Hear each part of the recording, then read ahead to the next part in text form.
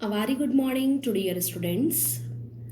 Students, today our topic is crystal lattice and unit cell. Now, what is crystal lattice?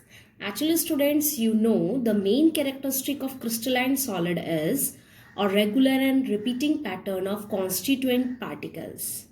And you know constituent particles may be atom, molecules or ions.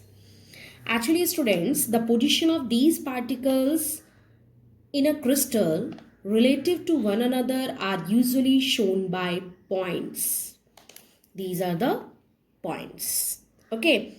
The arrangement of an infinite set of these points is called crystal lattice or space lattice. And the position which are occupied by the atoms, ions or molecules in the crystal lattice are called lattice point. Okay, these points in a crystal is known as lattice point or lattice sites or crystal point. Okay, student. So, to understand space lattice, let us first learn about two-dimensional lattices and then three-dimensional lattices. How? Students, a two-dimensional lattice is a regular arrangement of constituent particles in a plane. A two-dimensional pattern is shown in this figure. You can see here. Okay, the lattice is shown by that points. Okay, students. Actually, students, 5 types of two-dimensional lattices are present. These are square, rectangular, parallelogram, rhombic, and hexagonal lattice. The hexagonal lattice, student, is the most symmetrical arrangement of points, while parallelogram lattice has least symmetrical arrangement of points. Because of regular repeating arrangement of the points in a two-dimensional lattice, we need only to describe a small part of the lattice in order to specify it completely. For example, if we select 4 points in two-dimensional lattice and connect them to give a parallelogram like that.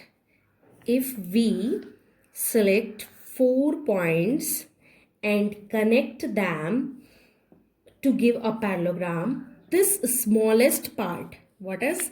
This smallest part is known as unit cell. Okay, student? And we can generate complete lattice by repeating it like that. We can generate a complete lattice by repeatedly moving in the unit cell in the direction of its edges by a distance equal to cell edges. So this is lattice. Now you understand the difference between unit cell and lattice. So we can see that a unit cell gives the shape to the entire lattice. Okay, students. However, it may be noted that for any given lattice, the unit cell may be chosen in many different ways. Why? Because a lattice contains a very large number of atoms. Is that clear to all? See here, student, if we talk about the shape of the unit cell in two-dimensional lattice, then square lattice has square shape, rectangular lattice has rectangle unit cell, parallelogram lattice has parallelogram unit cell, rhombic lattice has rectangle with an interior point. You can see here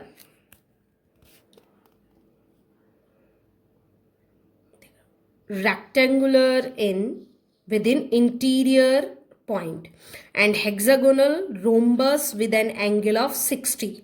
Okay, so students, these are the unit cell of two-dimensional lattice.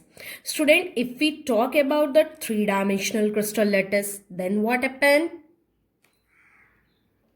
In three-dimensional arrangement, the constituent particles in a crystal represented diagrammatically, in which each particle is depicted as points and the arrangement is called crystal lattice. Thus, a regular three-dimensional arrangement of point in a space is called crystal lattice.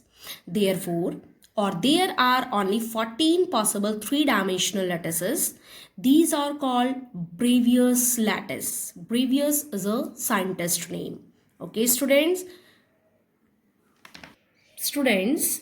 these 14 Bravais lattice are as follows. See here, first is cubic.